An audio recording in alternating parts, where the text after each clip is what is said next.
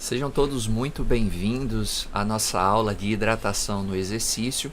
Conteúdo esse que está presente dentro do nosso curso de nutrição esportiva aplicada. E eu sou o professor Rodrigo Reck e hoje eu vou estar falando e conversando com vocês sobre essa temática. Então vamos iniciar com uma curiosidade, com informação que por grande parte do século XX até os dias atuais, acredita-se que a restrição de água implica em maior performance no esporte.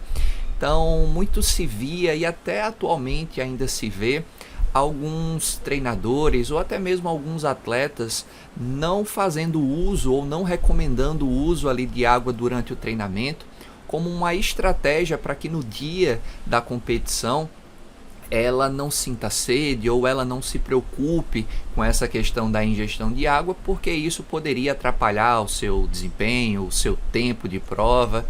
Então existia e ainda existe alguns que pensam dessa forma. Porém a gente vai ver que isso aí é algo totalmente errado. Afinal, a água dentro do nosso corpo ela tem uma função importantíssima, principalmente associado ao desempenho físico, e é isso que a gente vai discutir ao longo dessa nossa aula. Olha que interessante, se a gente pega alguns pontos históricos, algumas questões históricas aí ao longo do tempo, a gente vai ver que a importância da água, pensando no desempenho físico, pensando na performance, ela não começou no exercício físico, e sim na guerra. Então, no ano de 1967, a gente teve uma guerra aí entre Egito e Israel, conhecido como a Guerra dos 6 Dias, e foi observado que muitos soldados estavam morrendo devido à desidratação. E aí começou esse pensamento de que, de fato, essa água ela estava influenciando de forma geral no desempenho, na performance daquele indivíduo frente àquela situação. E aí foi difundida a famosa frase "drink as much as possible", que significa beba o máximo possível de água para evitar a desidratação. Só que, por um lado, a gente tenta consertar essa escassez, essa falta de água. Por outro, quando eu recomendo uma grande quantidade de água ser ingerida sem botar um limite, eu acabo trazendo para um outro problema, que é o excesso de água, que a gente também chama de intoxicação por água, porque à medida com que o nosso corpo tem muita água, os minerais eles ficam diluídos num grande volume ali de água e consequentemente pode trazer problema também. Isso foi observado aí no ano de 1985, que a gente teve o primeiro relato sobre a hiponatremia, que é a baixa diminuição ali no caso, é a diminuição da concentração de sódio no plasma sanguíneo. E olha que interessante, a gente está diminuindo a concentração, aumentando o volume de água. Essa hiponatremia ela também poderia acontecer numa situação que o indivíduo está, por exemplo, suando muito, que a gente vai ver mais na frente, e consequentemente ele elimina muito sódio. E eliminando muito sódio você também baixa a concentração. Então essa hiponatremia ela pode ser originada por duas maneiras. Ou você suando e eliminando muito sódio, ou bebendo muita água e consequentemente nas duas situações a concentração de sódio ele vai estar diminuindo. Bem, a água ela tem uma importância muito grande dentro do nosso corpo, pois ela representa aí cerca de 45 a 75% da nossa massa corporal total. Ela é conhecida como um solvente universal, se diluindo ali em vários tipos de solutos. Essa água também ela participa ativamente das reações bioquímicas, tanto na digestão, na absorção, no transporte, na circulação, na excreção de certas substâncias. A água também é importante para proporcionar a estrutura da célula. Ela também lubrifica e protege as articulações, quando a gente pensa no exercício físico, também é muito importante. Ela também lubrifica e protege os nossos órgãos internos, além de participar do processo da termorregulação, que é o controle da temperatura corporal. Importantíssimo a gente entender sobre isso quando o assunto é água e exercício físico. E a gente sabe, evidentemente, que essa água ela é vital para o corpo humano.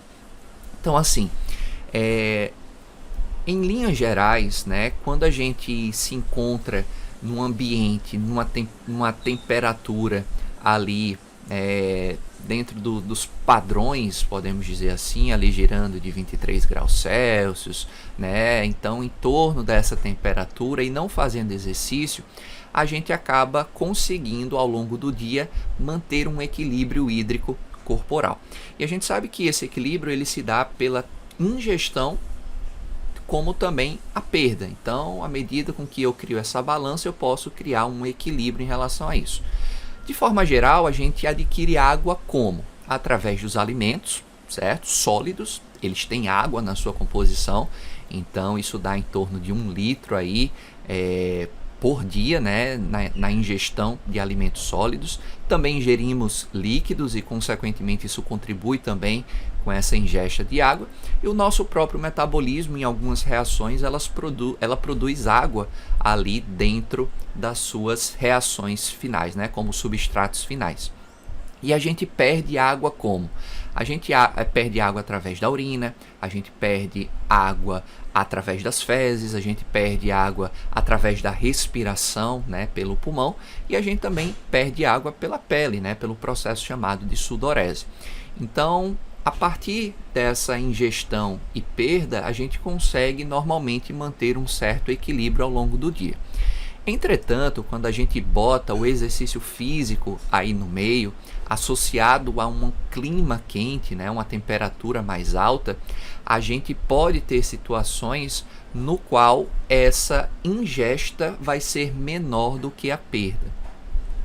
Então a perda, consequentemente, vai ficar maior em relação à ingestão. Então, quando a gente passa a adotar o exercício físico num ambiente também de temperatura alta, a gente acaba aumentando a sudorese e também a gente acaba eliminando mais água através das vias respiratórias. Afinal, o exercício físico ele promove, né, uma maior frequência respiratória e, consequentemente, você acaba eliminando essa água na forma de vapor de água. Então, se a gente não se atentar a isso, a gente pode, né, criar esse desequilíbrio hídrico que, consequentemente, vai trazer prejuízos ao nosso corpo, né? Existem alguns relatos aí, né? Eu botei esse exemplo aí de eliminação de até 6 litros por dia, mas em certas situações isso pode tranquilamente duplicar, né? Se a gente estiver falando de um exercício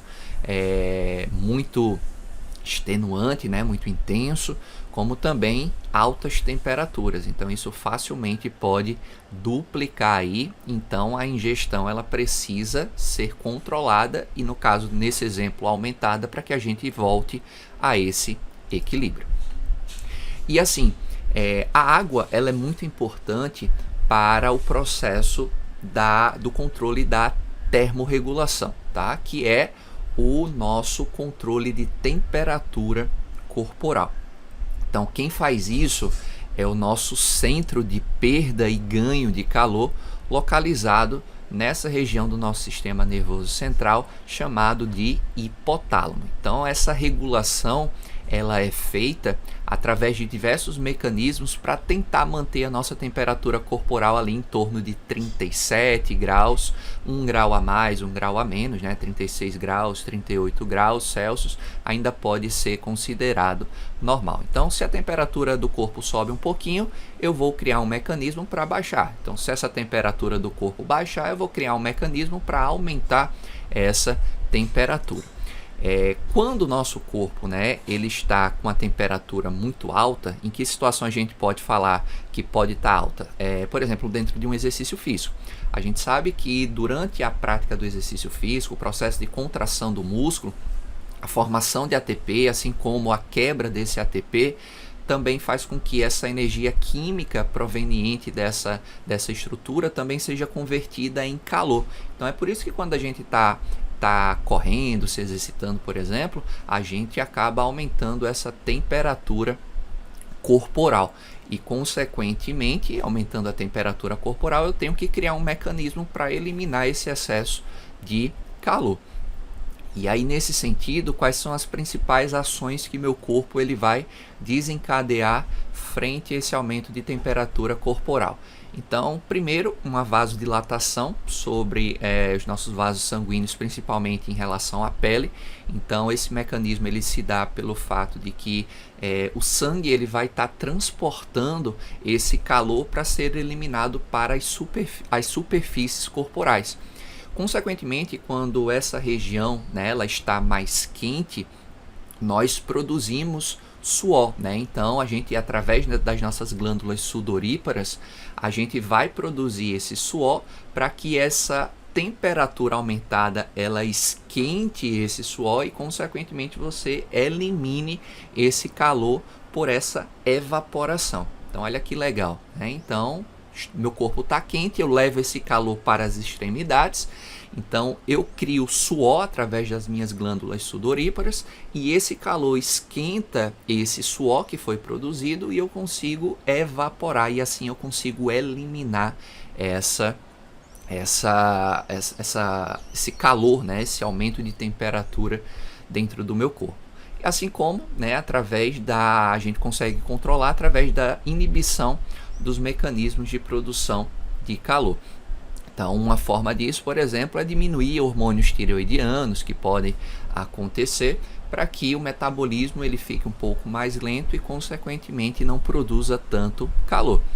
Se a gente fosse citar o processo inverso, que seria o que é que acontece quando a gente está com a temperatura mais baixa do corpo? O que é que o corpo vai fazer frente a isso? Então, isso aqui não vai acontecer. Então, quando você está, né, com frio, que na verdade na física a gente não usa esse termo, né, frio, e sim ausência de calor. Então, quando você está com uma baixa temperatura corporal, então não faz sentido eu produzir suor, porque senão eu vou estar eliminando mais calor, né, e consequentemente isso não vai ser bom nessa situação. Então, quando a gente está com falta de calor, a criação de calor precisa acontecer. Então eu vou criar mecanismo de produção de calor. Exemplo, aumentar hormônios tireoidianos para que o metabolismo acelere e consequentemente eu produza mais calor. Uma outra ação, né, que normalmente a gente nem percebe, mas quando a gente está com frio, por exemplo, a gente começa a se, né, tremer. O que é o tremor? Então o tremor é você fazer contrações para criar calor. Então isso é importante. Geração de atrito. Quando eu estou com frio, eu começo a passar, né, minha mão sobre o meu corpo, né, gerando um atrito para produzir calor. Quando eu estou com frio, meus pelos, né, se eriçam. Para quê? Para que eu crie uma manta de calor sobre a minha pele e, consequentemente, evite esse calor ir embora. Então, eu mantenho, certo? Mas quando a gente pensa no exercício físico, a gente não vai fazer nada disso. A gente quer tirar esse calor dentro do nosso corpo, afinal, isso já está em excesso. Então, o que é que pode acontecer? Em situações normais, a gente tem uma temperatura ali girando de 36 a 38, né? Como eu falei, 37, 1 grau a mais, 1 grau a menos é considerado normal. Na prática do exercício físico, isso pode chegar a 38 a 40 graus Celsius, certo? Então, veja que o ato de se exercitar produz calor, mas, evidentemente, nosso corpo ele vai estar tentando tirar para não deixar ultrapassar mais que isso. E aí depois a gente, acima dessa temperatura, né, se realmente esse exercício for bastante extenuante e você não se preocupar, ou seu corpo ele não tiver condições para retirar esse excesso de calor do corpo, isso pode gerar o que a gente chama de choque térmico e isso pode ser prejudicial, podendo levar à morte do indivíduo. E bem, a desidratação, então, ela pode acontecer frente ao exercício físico, mas evidentemente existem alguns outros contribuintes para essa questão. Vamos lembrar que desidratação ele é um processo e não um estado. Então, quando eu digo que não seria uma forma tão correta, por mais que usualmente, popularmente a gente usa, fulano de tal está desidratado, certo? Quando a gente fala desidratação, a gente está se referindo a um processo. Como assim?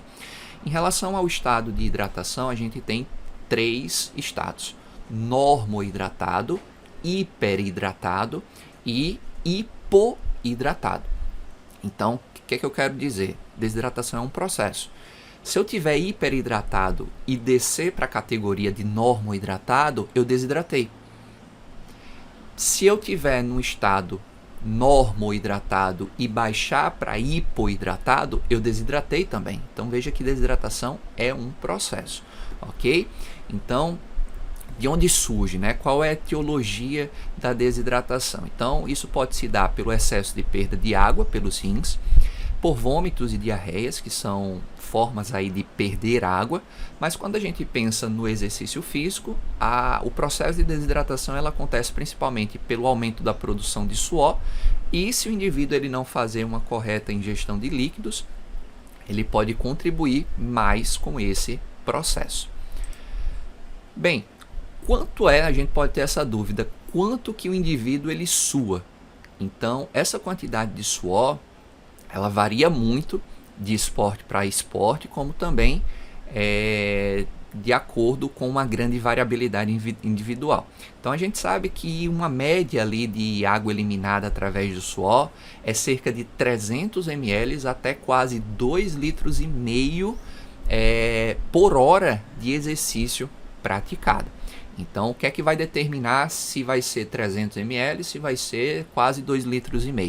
Vai depender da duração e intensidade do exercício. A gente sabe que isso é diretamente proporcional, ou seja, quanto mais intenso e quanto mais dura esse exercício, mais suor você vai produzir. Tem a relação do ambiente. Então, quando uma umidade relativa do ar, por exemplo, ela está alta, né? Só para a gente entender isso, o que é uma umidade relativa do ar? Então, assim, a gente tem água em torno da gente, certo? O nosso ambiente ele tem água na forma de vapor. Então, o que é que acontece? Quando essa umidade relativa do ar ela está muito alta, o corpo ele perde a capacidade de jogar água para o meio externo.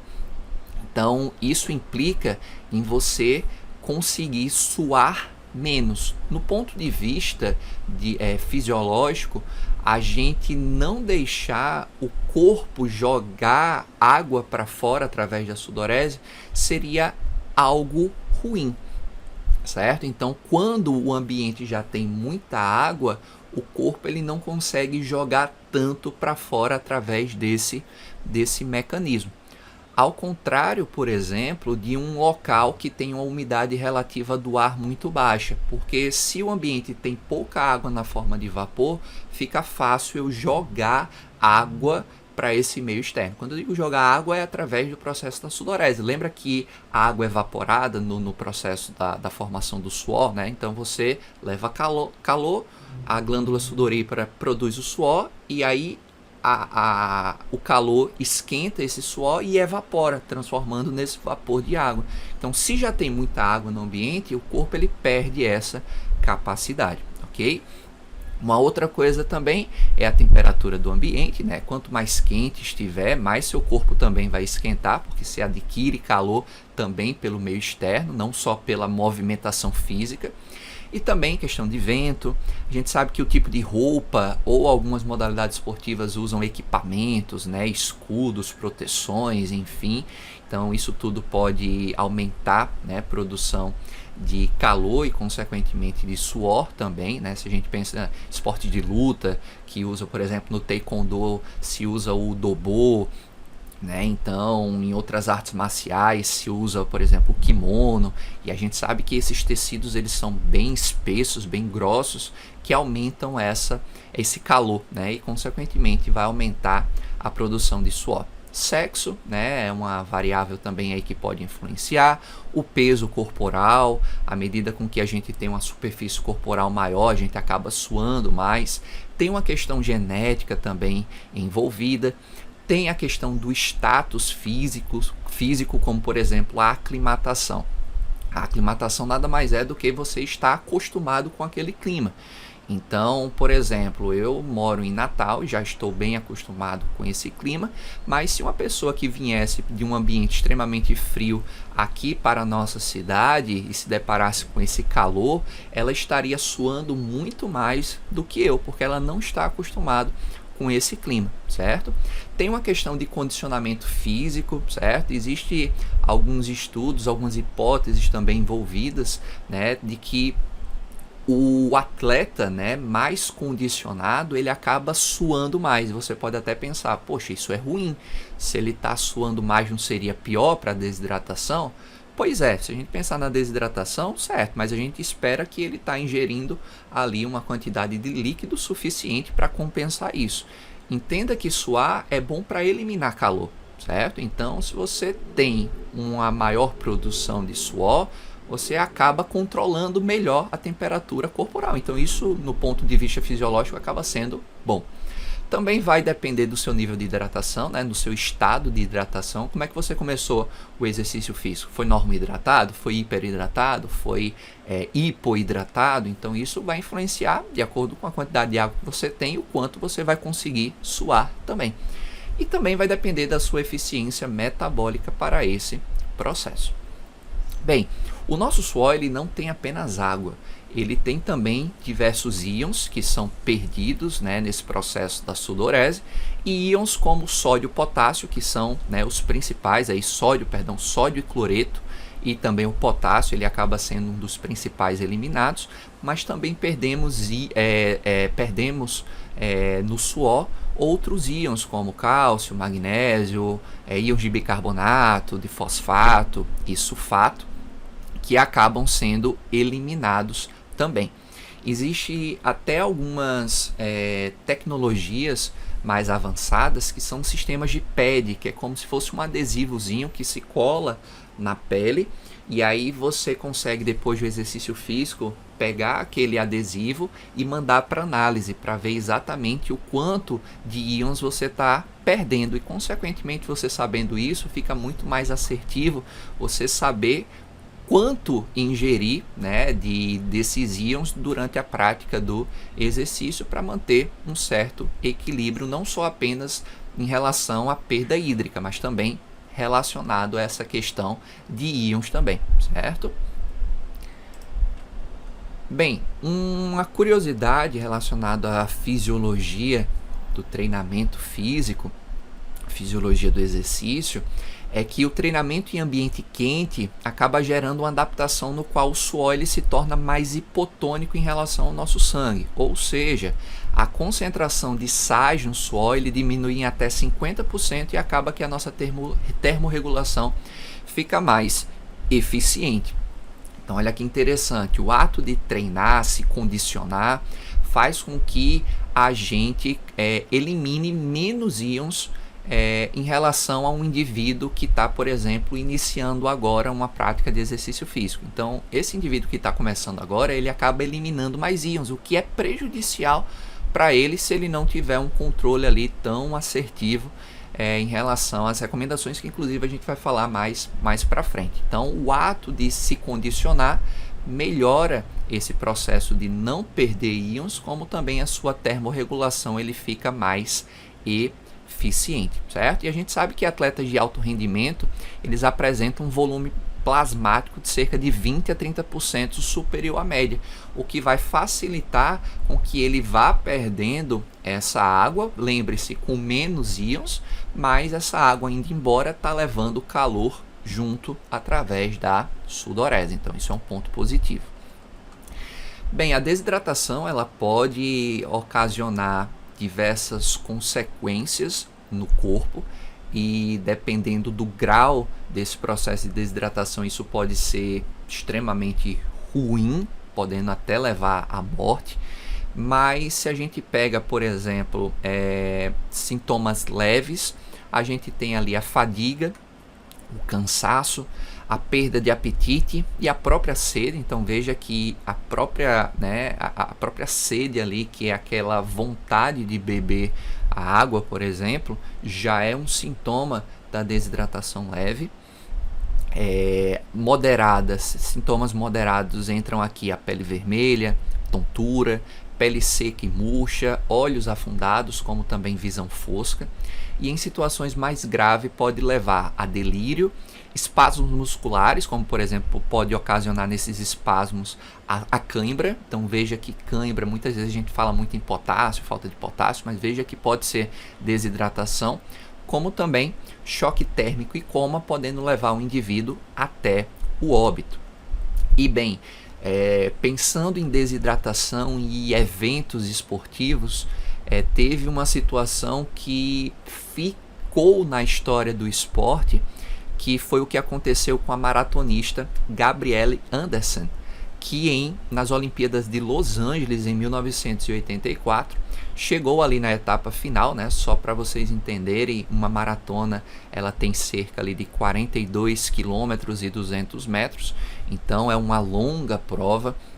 E aí essa atleta, que inclusive ela não chegou em primeiro, certo? Muitas pessoas acham que ela ganhou devido a essa superação que ela teve, né? Então ela não chegou em primeiro, mas ficou um marco, né, dessa garra que o atleta ele tem, mesmo em situações adversas, conseguir chegar, né, na linha de chegada, né? Conseguiu finalizar essa prova. Então, como eu disse, ela não chegou em primeiro, mas ela ficou na história, né? Tanto que nem se fala tanto na primeira colocada, e sim nessa situação. Se vocês não viram esse vídeo, eu peço para que agora vocês deem uma pausa nesse vídeo e procure na plataforma aí do YouTube Gabrielle Anderson Chais, certo?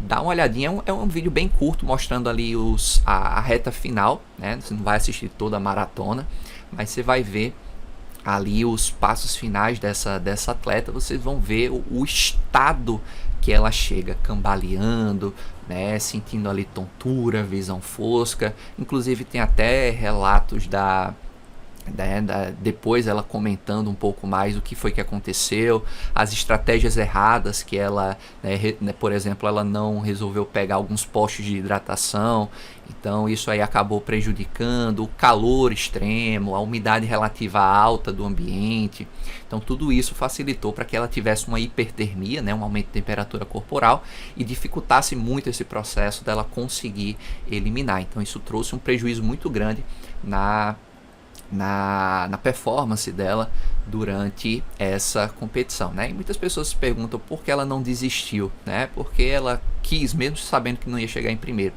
Bem, nesse ano de 1984 foi a primeira maratona disputada por mulheres, né? A gente sabe que a história da mulher dentro do esporte, ela é carregada de diversos preconceitos aí, né? Então ela desistir, ela poderia, né, pensar, os outros poderiam pensar que realmente as mulheres não deveriam estar inseridas dentro desse meio, né? Então ela carregava um peso muito grande nas costas também em relação a essa questão, e ela evidentemente foi uma grande vencedora aí, pois a história dela ficou marcada por essa questão de superação dentro do mundo do esporte, e é o que de fato define um atleta, né? Diferente de um praticante de exercício, que a gente sabe que nessas situações facilmente desistiria, certo? Então atleta é isso, certo?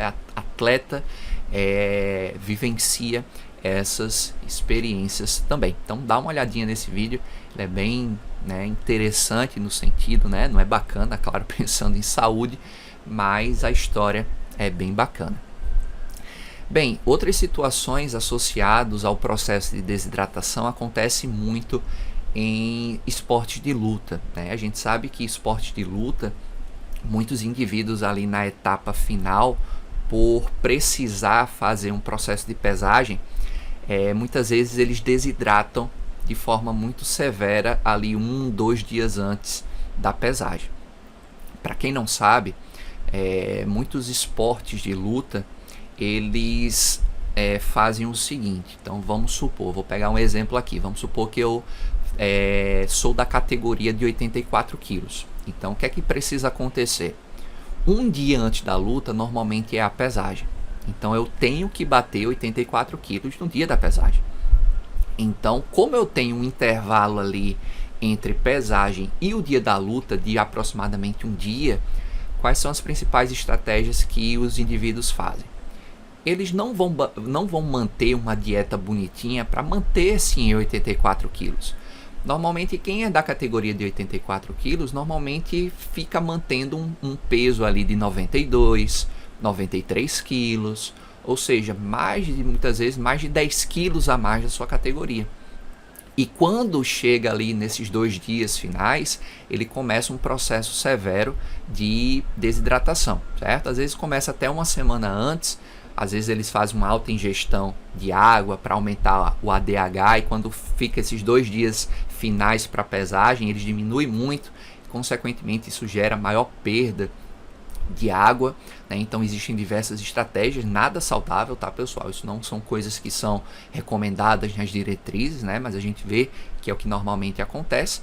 Então ele faz essa perda severa de água durante esses 2 dias, um dia antes da pesagem, porque como ele tem um dia para se recuperar e subir ali no octógono, por exemplo, né? no palco da luta, então eles conseguem reverter nesse um dia e voltar para o seu peso, ou pelo menos chegar bem próximo daquele peso que ele treinava. Então olha que curioso, a luta propriamente em si, pensando no indivíduo de 84 quilos, os indivíduos, quando eles já estão lutando, eles já não têm mais 84 quilos, eles vão estar ali com os seus 90, 91 quilos, porque eles conseguiram se recuperar.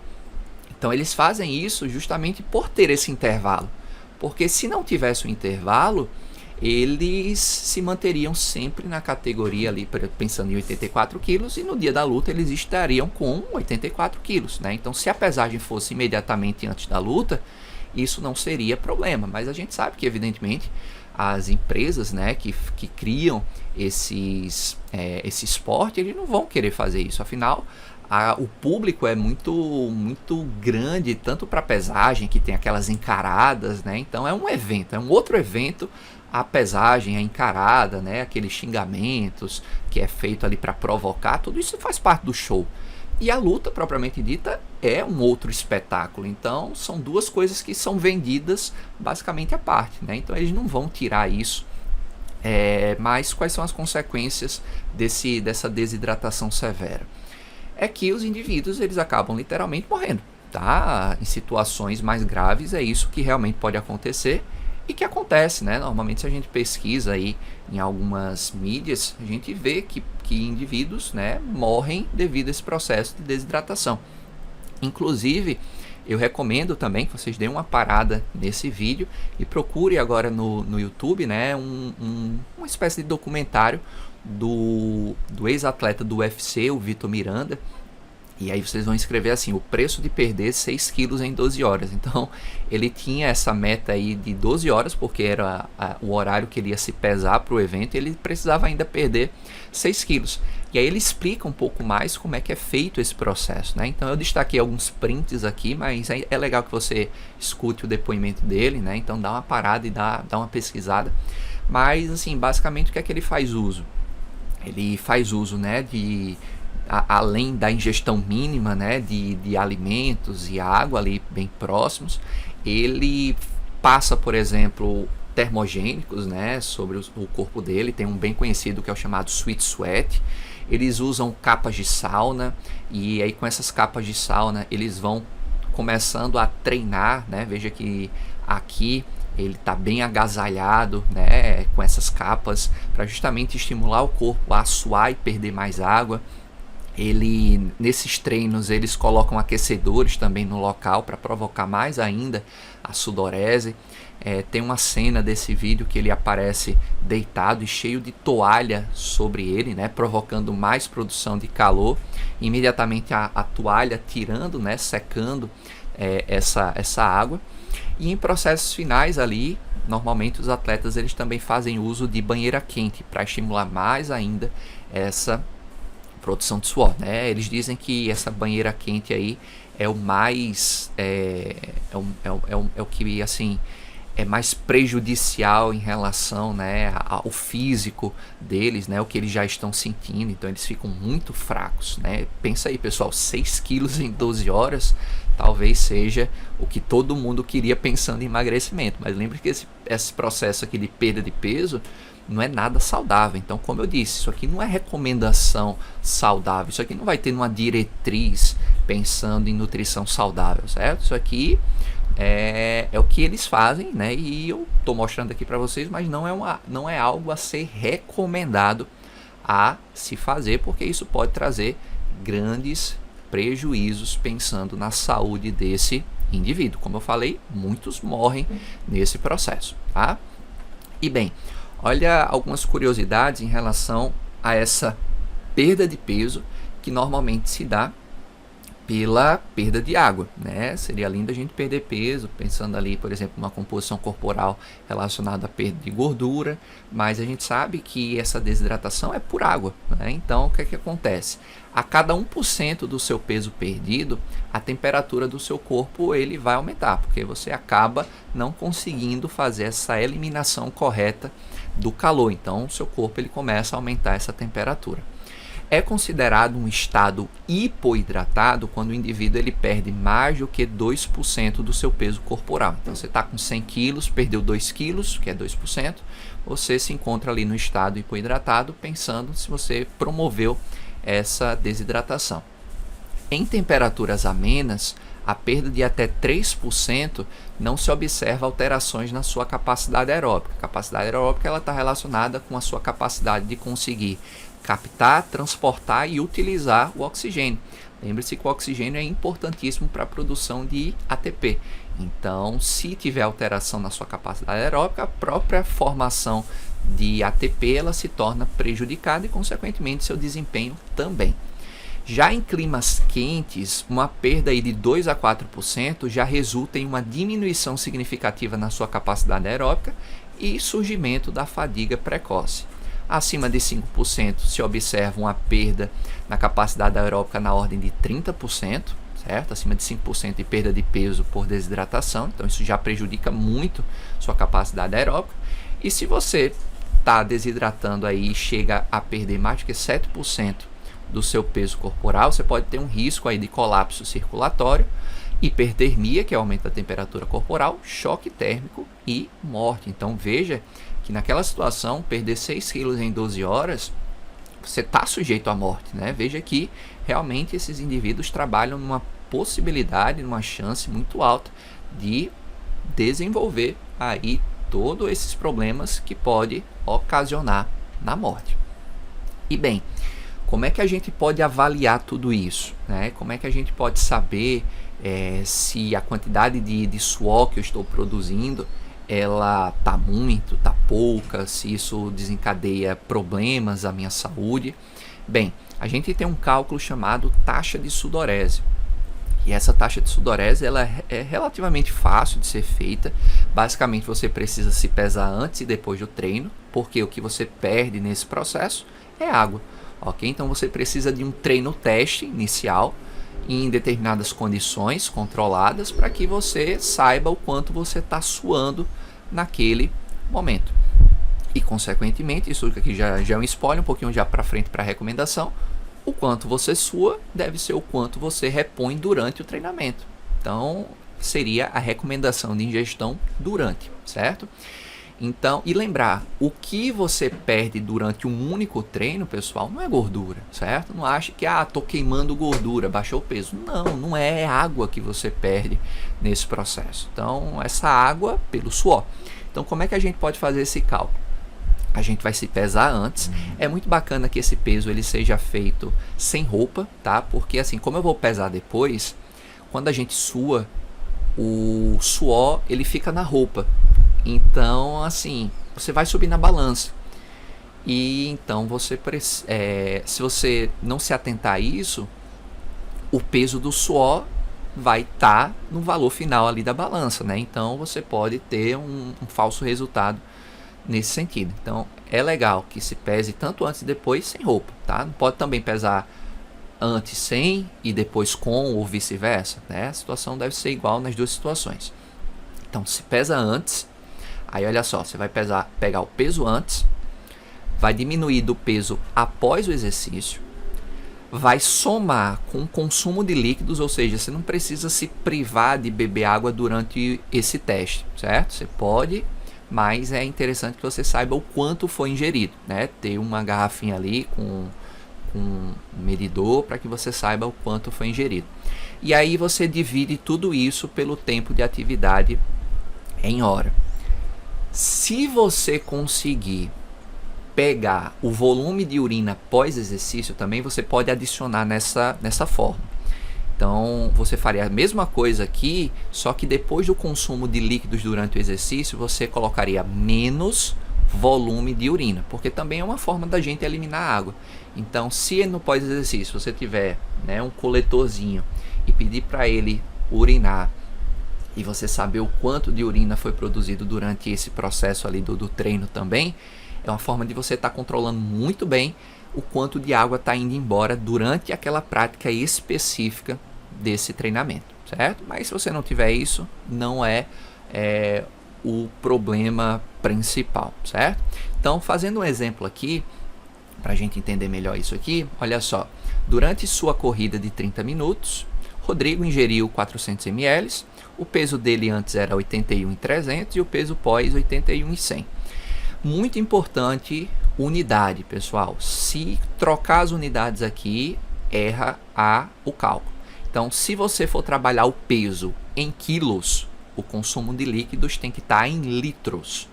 Se você for trabalhar o peso em gramas, o consumo vai estar em ml, o consumo de líquidos, certo? Então, quilo com litro, gramas com ml, ok? Porque se você trocar as bolas aí, vai dar erro nessa equação. Se acertar, independente de como você usa, o resultado vai ser o mesmo, ok? Eu vou optar aqui por usar gramas, então eu vou transformar quilos do meu peso em gramas para que 400 mililitros, ml, ele se mantenha. Não precisa converter isso em litros. Então, como é que fica o cálculo? Peso antes, 81.300 gramas, menos 81.100 gramas, mais o consumo de líquido que foi 400 ml, dividido isso pelo tempo em hora. Como foram 30 minutos, lembrar que a hora o tempo aqui é em hora. Então, o que são 30 minutos? Então, lembrar, 30 minutos em hora não é 0,3. Seria 0,3 se em uma hora tivesse 100 minutos, mas uma hora tem 60 minutos. Então, o que é que você vai fazer? Você vai colocar 30 dividido por 60, certo? São 30 minutos dividido por 60 para você dar o resultado em hora. E aí você vai ter, no caso aqui, um valor de 0,5. Então, o que eu vou botar ali em tempo de atividade física, você não vai botar 30 minutos, é em hora. Então, você vai botar 0,5 hora, que são exatamente 30 minutos, certo? Então, o resultado final aqui deu que 1.200 ml por hora. Isso quer dizer o quê?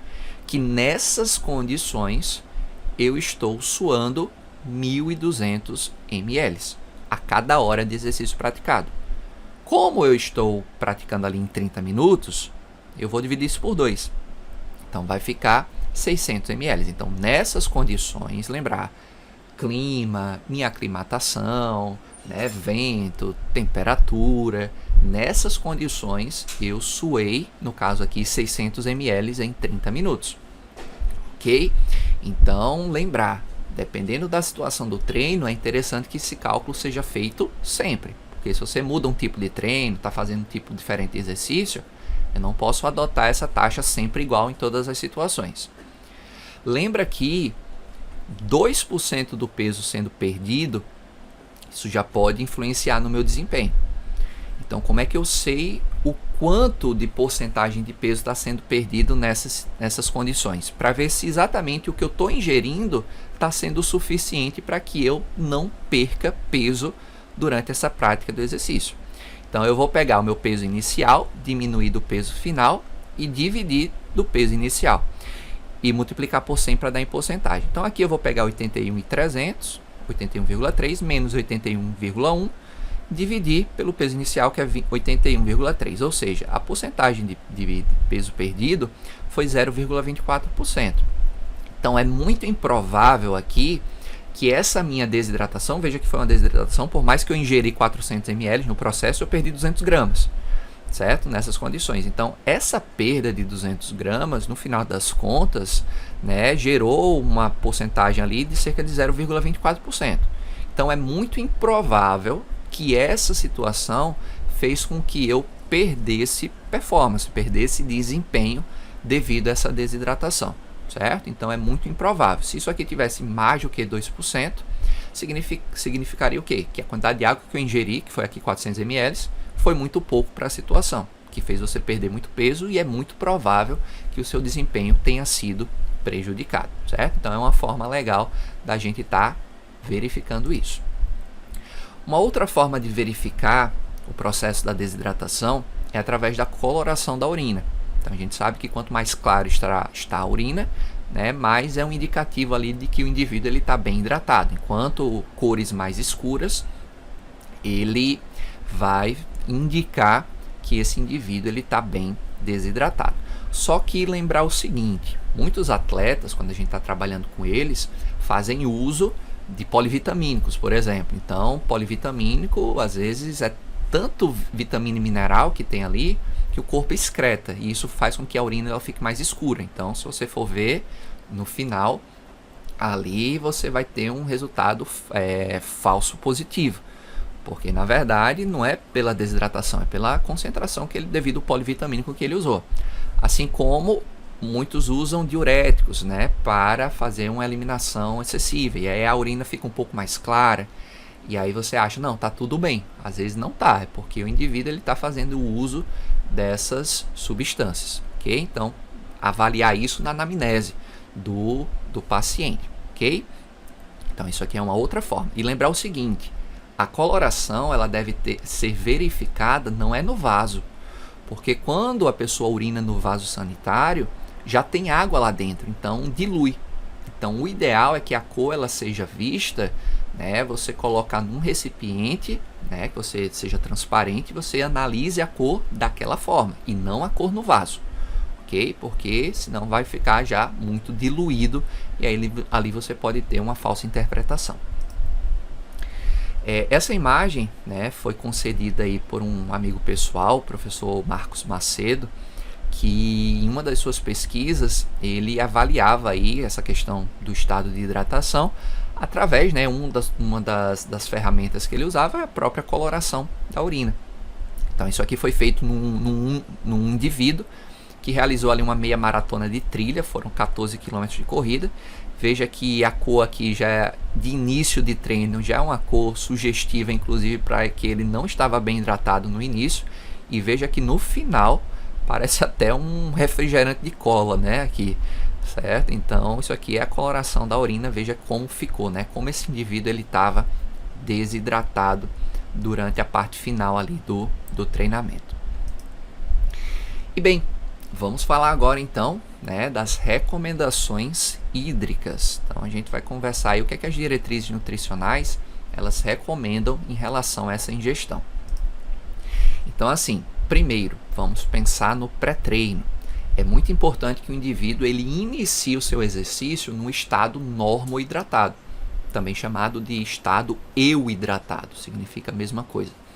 Então para isso recomenda-se aí, no caso, o Colégio Americano de Medicina Esportiva, a ACSM, de 2016, na sua última publicação, ele faz essa recomendação de pré-treino 2 a 4 horas antes do exercício, ingerir de 5 a 10 ml por quilo de peso na forma de água ou bebidas esportivas. Então, fazendo um cálculo rápido aqui, vamos supor que a pessoa ela tenha 50 quilos. Então, um indivíduo com 50 quilos, 50 vezes 5 dá 250.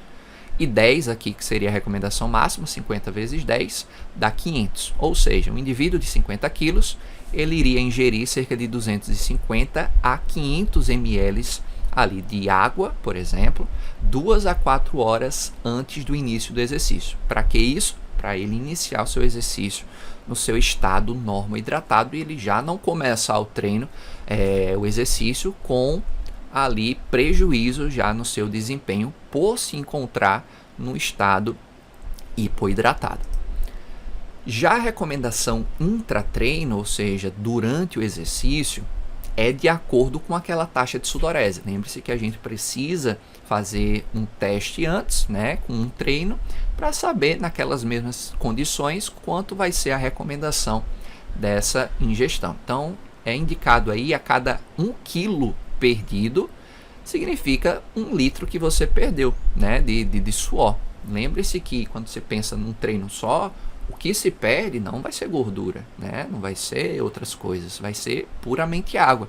Então a gente tem um indicativo que perder 1 quilo, você perdeu 1 litro de suor. Então o que é que você deveria recomendar? 1 litro de ingestão de água. Só que já vou falar em que momento, né? Que situação. Toma tudo de uma vez? Calma, a gente vai falar isso mais na frente.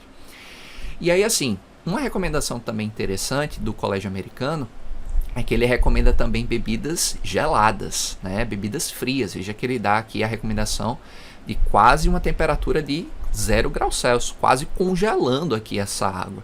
Porque a gente sabe que bebidas frias, né, elas ajudam também ao quê? A diminuir a temperatura corporal. Então isso acaba sendo bom também na perspectiva de você eliminar calor. Afinal, a sudorese ele quer fazer isso, tirar o calor.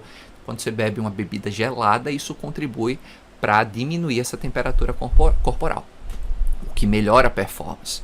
E ele dá uma informação aqui legal também: excesso de água pode causar hiponatremia. Então se você bebe muita água, né, então nem de mais nem de menos é a recomendação. Então se você tem esse conhecimento, melhor, porque senão você pode gerar essa hiponatremia pelo excesso de ingestão de água. Além do mais, o desconforto, né, pessoal?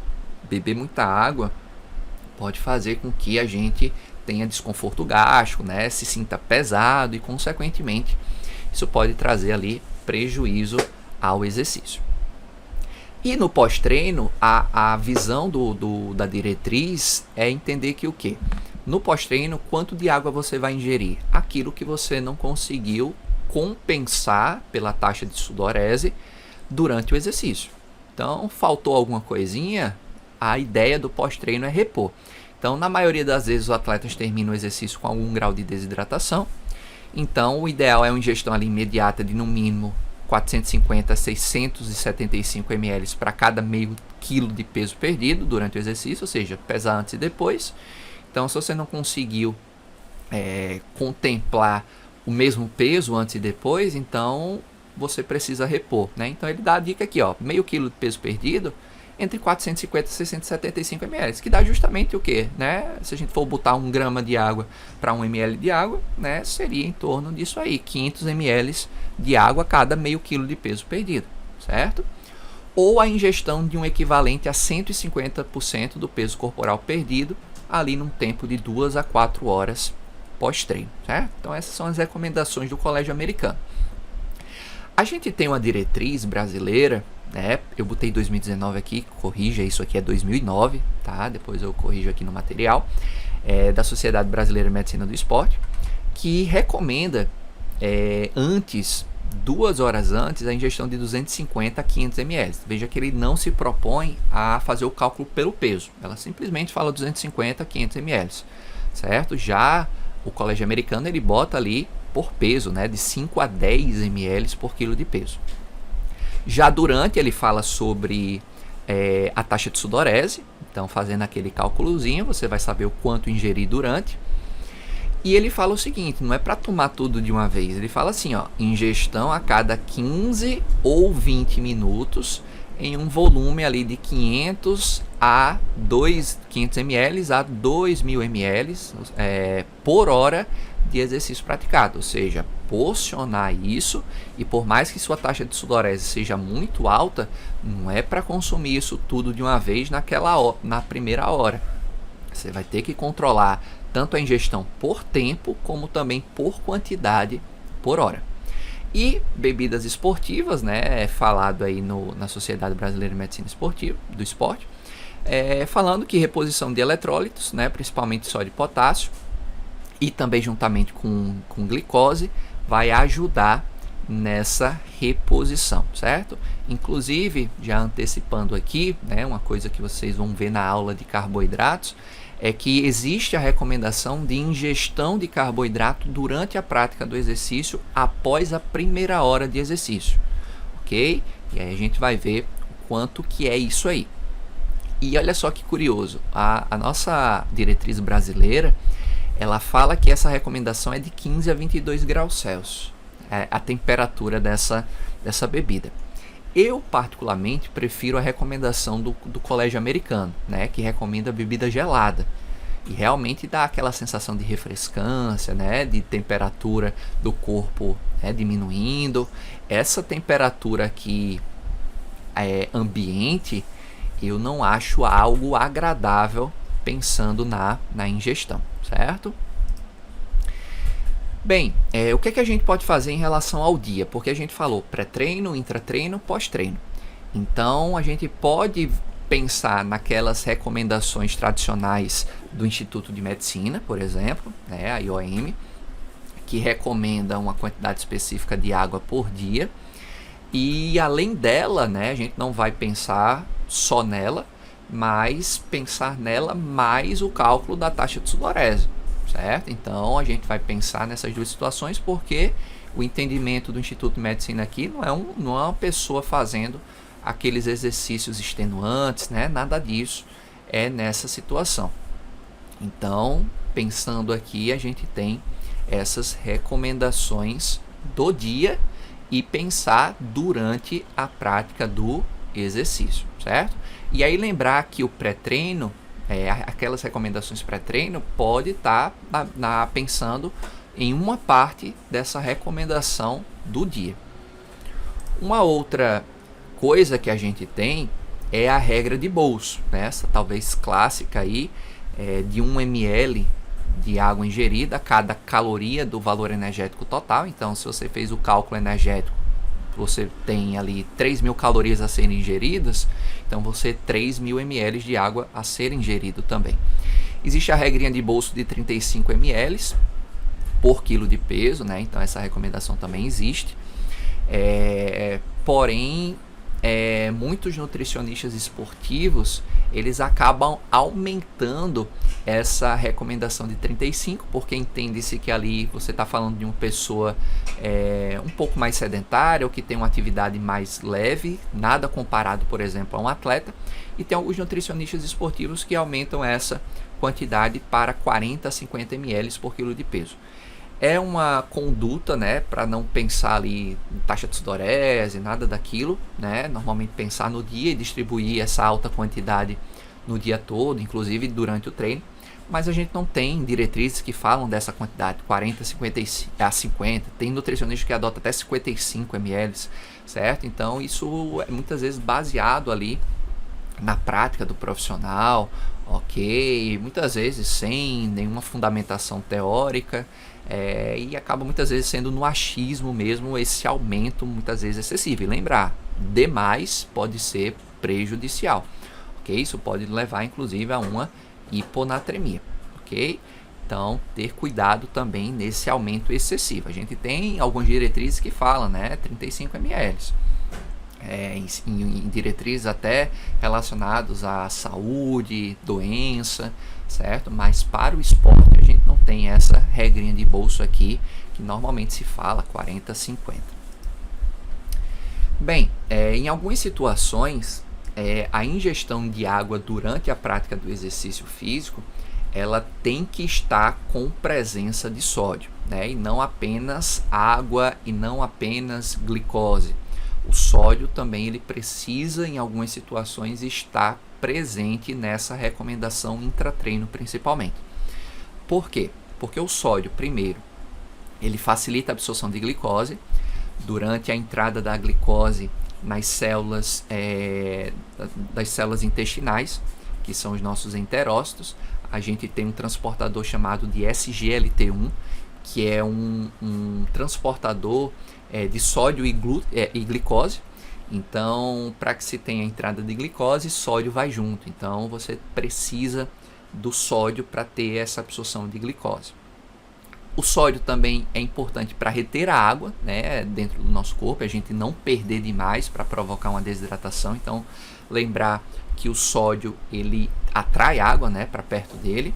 O sódio também confere uma certa palatabilidade, ou seja, dá sabor àquela ingestão. Tem alguns indivíduos que não gostam muito do sabor ali da água pura, então o sódio ele pode conferir essa palatabilidade.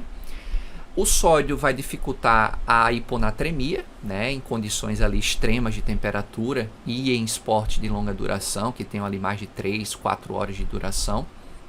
Lembrar que hiponatremia é caracterizado quando a concentração de sódio está baixa e é menor do que 135 miliequivalentes por litro.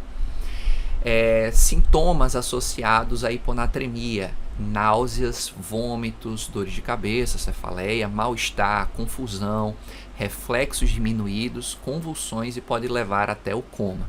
Ok? Então lembrar que em algumas situações há a recomendação de colocar sódio na bebida durante a prática esportiva. E que situações são essas, tá? Porque às vezes a gente vê também as pessoas se entupindo de sódio. E agora tem até uma moda aí de botar sódio debaixo da língua ali como pré-treino.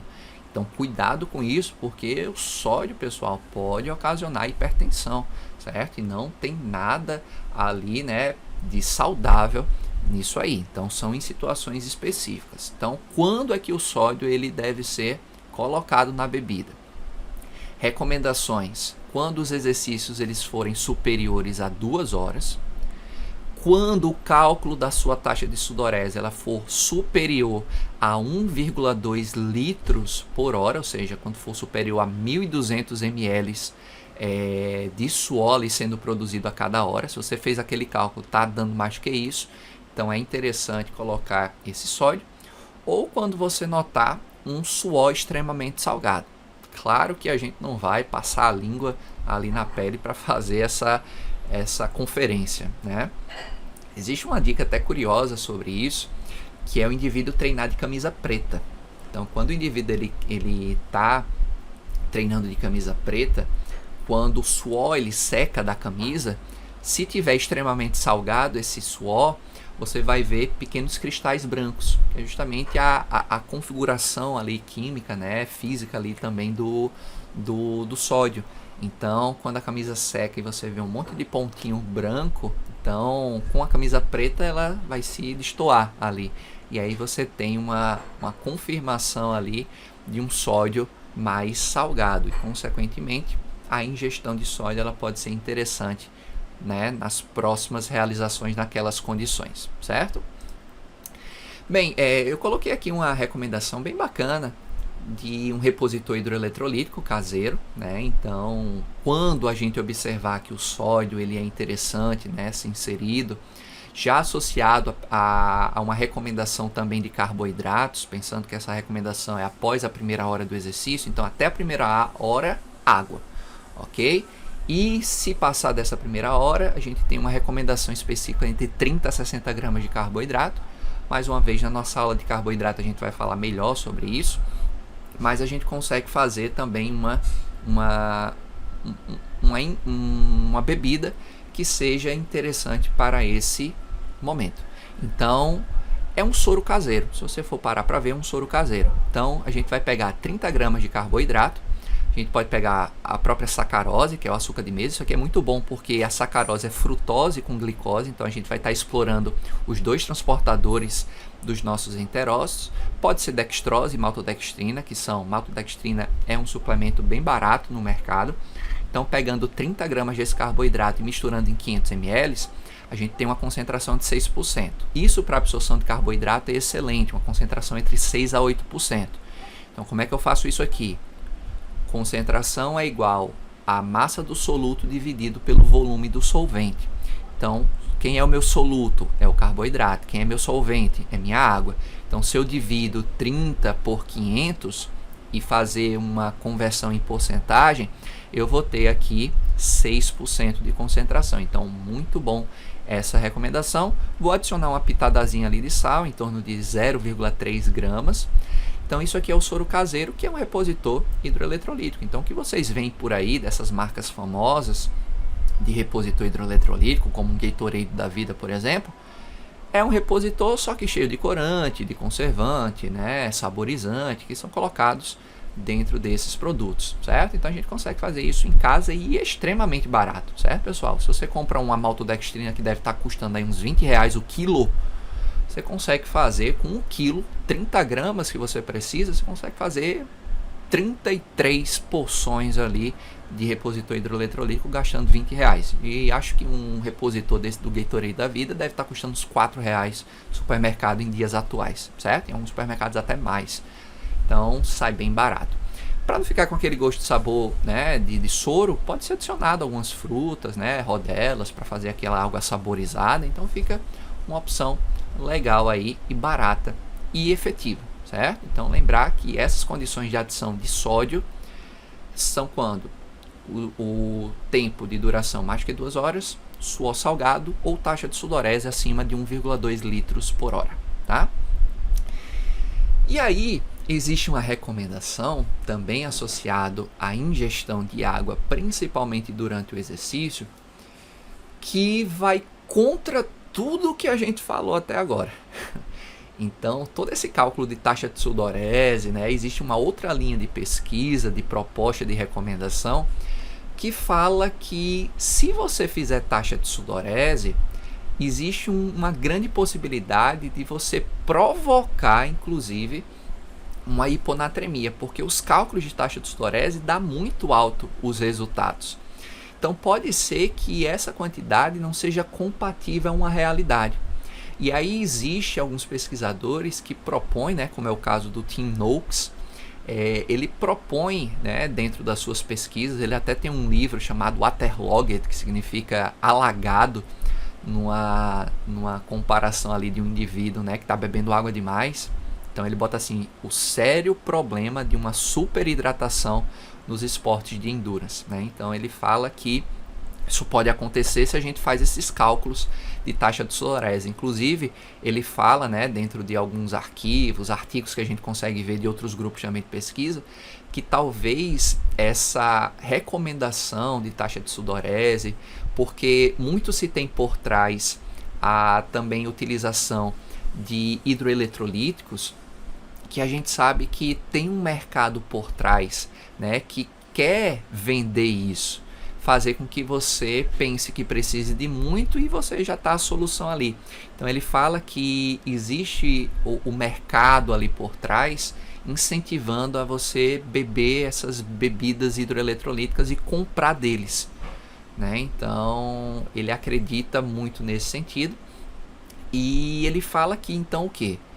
A recomendação de água é ad libitum, ou seja, à vontade.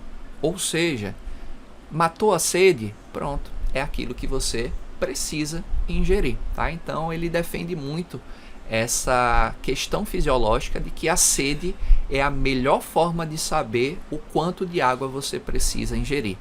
Matou a sede durante o exercício, pronto, é isso que você precisou, tá? Então não precisa se entupir de água, certo? Matou a sede, resolvido, tá? E alguns estudos, curiosamente, mostram que beber ad libitum, em comparação a um cálculo de taxa de sudorese, isso não traz vantagens, né? A taxa de sudorese em relação a essa questão de perda de desempenho em comparação ao ad libitum, tá? Não tem ali nenhuma diferença entre elas, certo?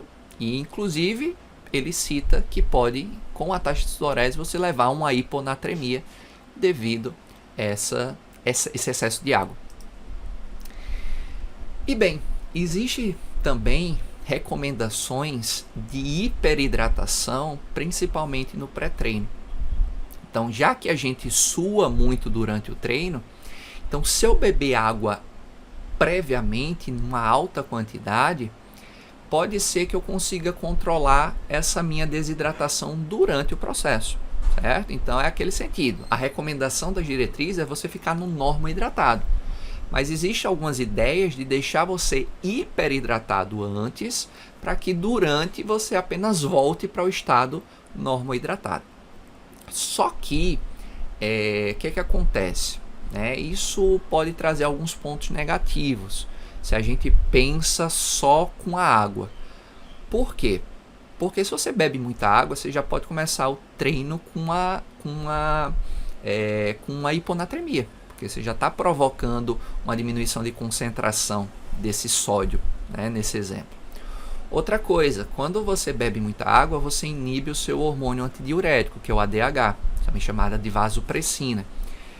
E, consequentemente, você vai aumentar a sua diurese. Então, pode acontecer que você bebeu tanta água antes do treino que durante o treino sua bexiga fica cheia, você traz aquelas pontadas, aquelas dores de bexiga cheia, e isso pode atrapalhar o seu desempenho, certo? E a gente sabe que justamente nosso rim ele excreta todo esse excesso de água.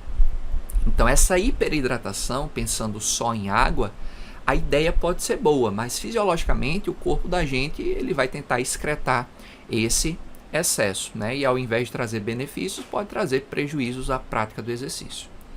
Porém, existe uma estratégia da utilização do glicerol.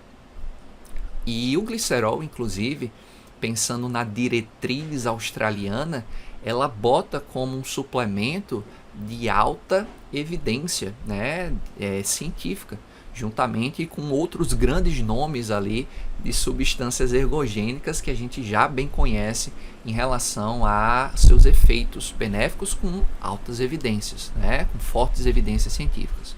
Então veja que, de acordo com a diretriz australiana esportiva, o glicerol ele está junto aqui com nitrato, creatina, betalanina, bicarbonato de sódio e cafeína, certo? Como suplementos tops ali, promovendo melhora de performance. E como é que funciona?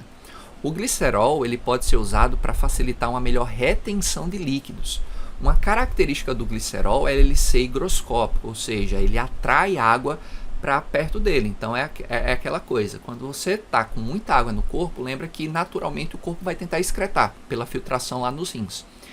Então, para deixar essa água dentro do corpo, o glicerol poderia ser adicionado para não deixar a diurese acontecer. Então, o glicerol ele pode ser usado para facilitar uma melhor retenção de líquidos ingeridos por até 4 horas, o que pode ser benéfico para atletas em esportes onde o estado de hidratação pode ser comprometido devido a exercícios prolongados ou intensos, em ambientes termicamente desafiadores, né, ambientes quentes, ou quando o acesso a líquidos pode ser restritos. Tá? Então o glicerol ele pode ser utilizado aí com essa ideia. Né? Então quando a gente pensa em exercícios prolongados, intensos, ambientes termicamente desafiadores, os esportes de endurance, né, corridas, né, de longa duração, por exemplo, ciclismo, ele acaba sendo mais interessante a utilização. Isso também não impede que alguns praticantes de exercício, né, ali de alguns desportistas, na musculação também estejam usando. E a gente sabe que ele é um volumizador celular, então ele dá aquele pump também em relação à retenção de água, dando aquele aspecto também mais cheio do músculo, né? Então isso num processo de ideia de hipertrofia poderia, pelo aumento do volume ali pela água, poderia ser interessante. Então tem muitos atletas, né, muitos desportistas, praticantes ali de musculação usando também o glicerol com essa função. Só que qual é o problema? O glicerol, pessoal, a gente não tem ele ali como um suplemento propriamente dito ali na loja de suplemento que eu vou. Tá? Em outros países a gente tem esses dois exemplos aqui de cima, certo? A gente tem na indústria alimentícia a glicerina bidestilada, né, que confere justamente um aspecto mais molhadinho, por exemplo, quando coloca essa substância no bolo, dá aquele aspecto mais molhadinho no bolo, né, no pão também. E a gente tem isso na farmácia, né? Então talvez as mulheres vão conhecer bem isso aqui, essa glicerina bidestilada. Normalmente é usada como um hidratante ali para o corpo, né? Para o cabelo, enfim, certo? Então o que a galera tá usando? Isso aqui, certo? A galera literalmente está tomando isso aqui.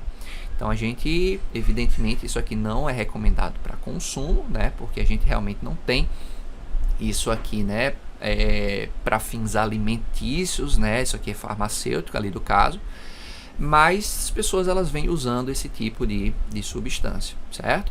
Existem alguns supositórios, né, com glicerol, e é aquela ideia, como o glicerol é higroscópico, ele puxa a água para o lumen intestinal, provocando o efeito laxativo, provocando a diarreia. Então o que acontece? Quando a pessoa usa esse glicerol, um dos principais efeitos colaterais é a diarreia, porque ela pode provocar isso. Então tem que se ter cuidado, principalmente com as recomendações de consumo, tá? Que eu já vou explicar para vocês o que as diretrizes falam sobre essa quantidade. Então o glicerol, ele retarda, reduz ou previne a desidratação, né? A gente sabe que a desidratação ele prejudica a performance, então se você retarda isso, ótimo. O glicerol também reduz o efeito do aumento da temperatura corporal e a tensão de calor. Nos rins, ele melhora a retenção de líquidos e reduz, consequentemente, a diurese, né? Ela reduz as perdas de líquidos urinários.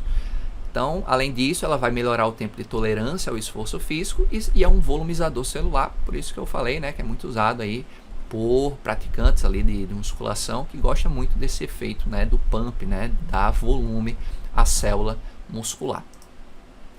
E qual é a recomendação? Normalmente ela é usada como pré-treino, tá? Tem até algumas recomendações atuais sobre intratreino, mas o que a maioria dos estudos falam ainda é pré-treino. É ali de 1 a 1,4 gramas de glicerol por quilo de massa corporal. Juntamente com isso, é colocado uma grande quantidade de água, certo? Para que você não tenha diarreia, certo? Se a pessoa erra essa dosagem, a chance de ter diarreia aumenta. Então, normalmente, não se recomenda apenas água, e sim água com sódio, porque lembre-se que o sódio também ajuda a reter. Então, acaba sendo interessante misturar essa água com sódio. Então, 25 ml por quilo de massa corporal. Pré-treino ali de 90 a 180 minutos. Então, pegando o exemplo para a gente entender esse cálculo, vamos supor que a gente está com um atleta de endurance ali de 70 quilos. Então, eu vou escolher aqui entre 1 a 1,4, certo? Botei aqui 1,1 gramas de glicerol e vou multiplicar por 70, que é o peso dele. Então, dá 77 gramas aqui de glicerol.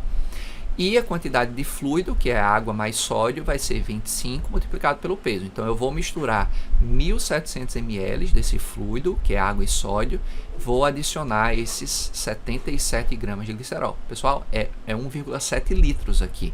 Veja que é uma quantidade bem grande, né, para realmente promover a hiperidratação do indivíduo e o glicerol para tentar ajudar a manter, certo?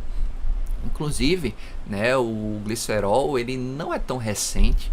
Existem relatos aí que a maratonista americana nas Olimpíadas de 2004, que foi em Atenas, ela ganhou a medalha de bronze e ela deu o crédito ali também alegando que usou o glicerol, né? Tanto é que o glicerol depois disso foi considerado doping no esporte, porém ali em meados de 2014, 2016, a WADA, que é a Agência Mundial Antidoping, tirou o glicerol e da lista de substâncias proibidas, ou seja, é permitido a sua utilização para fins de performance, certo? E como eu falei, ele é muito usado nesses esportes de endurance, né, onde a gente vê mais evidências, mas a gente vê que hoje o público de academia, por exemplo, vem utilizando muito esse tipo de substância, ok? Algumas considerações para a gente finalizar é que o glicerol é geralmente bem tolerado, mas foram relatados ali problemas de estômago, inchaços, dores de cabeça, náuseas ou efeitos laxativos, então cuidado com isso. Se o atleta ele começa o exercício hidratado e consegue manter a perda de líquidos menor do que 2% da massa corporal, a gente não vai ter vantagens nesse processo de hiperidratação pré-exercício, então muito se preocupa, né, de você controlar a ingestão. Então, se durante a prática do exercício não for possível você estar se hidratando, então essa ideia do uso do glicerol pode ser considerada. O ganho de massa corporal associado à retenção de mais líquidos pode criar um prejuízo no desempenho.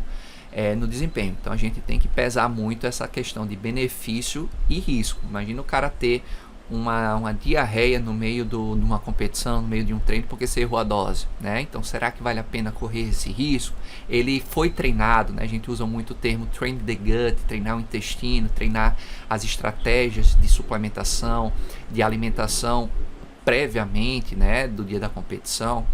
E outra consideração é a diurese, né? Então, você ainda pode ocasionar ali, pela hiperidratação, uma diurese, e a vontade de ir ao banheiro durante a prática do exercício pode aumentar, o que pode prejudicar, porque isso vai obrigar o indivíduo a parar, né, ou ele fazer durante a prática, que muitos atletas fazem isso, né, urinam em cima da bicicleta enquanto estão pedalando, enquanto estão correndo, e muitos deles não estão nem aí, porque sabe que acontece mesmo, e para não parar, para não perder tempo, fazem ali mesmo, certo?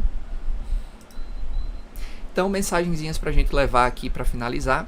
Número 1, garantir uma hidratação adequada é fundamental para otimizar o desempenho esportivo. A perda de fluidos durante a atividade física está associada com a perda de desempenho. Número 2, a incorporação de práticas consistentes de hidratação, ela deve ser vista como uma parte inseparável do treinamento esportivo. Criar hábitos de ingestão regular de água, ajustados aí às necessidades individuais, contribui não apenas para o sucesso imediato no esporte, mas também para a promoção de uma saúde a longo prazo, né? Às vezes a gente vê alguns indivíduos com uma certa dificuldade de ingerir água, e quando a gente vai para o atleta que precisa muito mais, às vezes para algumas pessoas pode ser mais difícil. Então, treinar isso, né, pouco a pouco vai ser importante, né, para ele ir aumentando aos poucos, não botar logo de uma vez só uma alta quantidade, né? Então a gente vai construindo isso aos poucos. E número 3, ao priorizar a hidratação antes, durante e após o exercício, os atletas eles reduzem significativamente esses riscos, promovendo uma prática esportiva segura e sustentável. Ok? Então é isso, pessoal. Espero que vocês tenham gostado aí da aula e eu aguardo vocês, espero vocês ali numa outra oportunidade de aula, certinho? Então, um grande abraço e é isso.